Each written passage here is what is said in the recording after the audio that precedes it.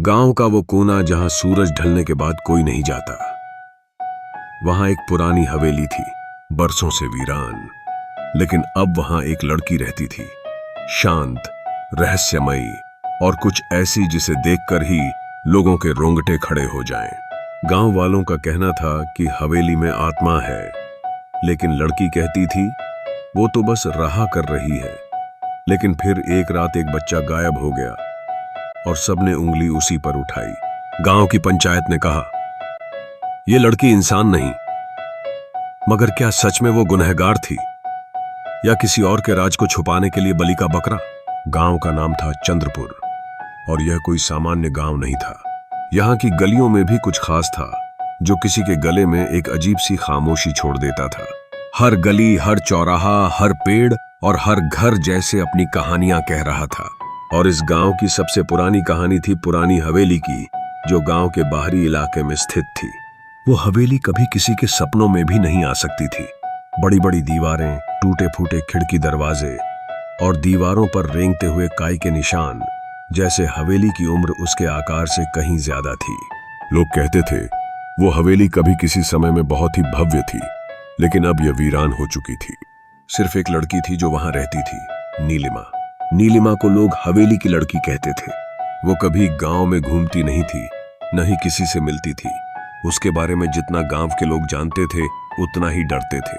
बस यही कहते थे, वो लड़की इंसान नहीं हो सकती, या तो वो आत्मा है या फिर कोई बुरी शक्ति है। नीलिमा का नाम उस हवेली से पहले किसी ने नहीं सुना था। जब वह हवेली में आई तो गांव में एक अजीब सी खामोशी छा गई। कोई नहीं जानता था कि वह कहां से आई थी या क्यों आई थी। वह बहुत चुपचाप रहती थी, बहुत कम बोलती थी और जैसे वह खुद से बंधी हुई थी। एक दिन गांव में एक बच्चा गायब हो गया। नाम था मनोज और वह बिल्कुल आम सा बच्चा था, खेलने, हंसने और मस्ती करने वाला। पर एक दिन वह अचानक गायब हो गया।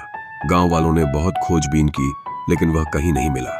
कुछ दिनों तक तो यह केवल एक हादसा समझा गया, लेकिन फिर गांव के बुजुर्गों ने यह कहना शुरू किया कि नीलिमा हवेली में रहकर किसी शैतान के साथ सौदा कर रही है। गांव में यह अफवाह फैल गई कि जो भी मनोज की तरह उस हवेली के पास जाता है, वह गायब हो जाता है। मनोज की गुमशुदगी के बाद गांव में डर का माहौल बनने लगा। पंचायत ने एक मीटिंग बुलाई। सभी लोग इस मुद्दे पर चर्चा करने के लिए इकट्ठा हुए।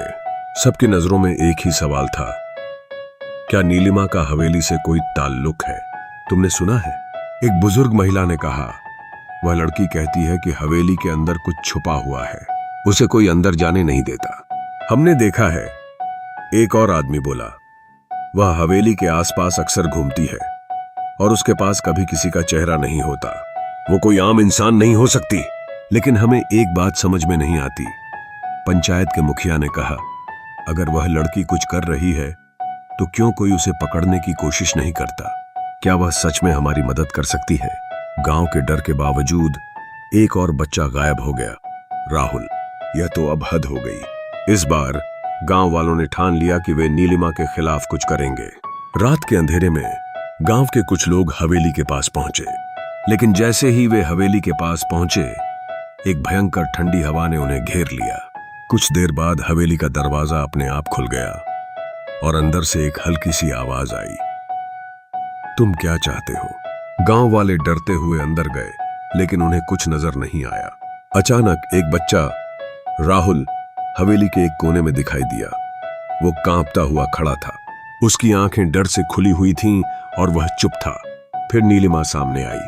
वह किसी भूत प्रेत जैसी नहीं लग रही थी, बल्कि एक असामान्य सी शांति उसके चेहरे पर थी। तुम लोग डर रहे हो, उसने धीरे से कहा, लेकिन तुम्हें एक सच्चाई का पता नहीं है। मैं जो भी कर रही हूं वह तुम्हारे ही भले के लिए है। क्या? पंचायत के मुखिया ने चिल्लाकर कहा, क्या तुमने इन बच्चों को किडनैप किया है? नीलिमा ने सिर झुकाया, फिर धीरे से कहा, मैंने इन्हें किडनैप नहीं किया, मैं तो सिर्फ उनकी रक्षा कर रही हूं। फिर नीलिमा ने सबको वो सच बताया जो उसने अब तक छुपा रखा था। उसने कहा, हवेली के अंदर एक पुराना मंदिर है जहां एक भूतपूर्व कातिल का आत्मा बसा हुआ है। मैं उसकी शक्ति को रोकने की कोशिश कर रही थी, लेकिन वह अब बच्चों की आत्मा से और अधिक शक्तिशाली हो चुका है। गांव वाले अब चुप थे।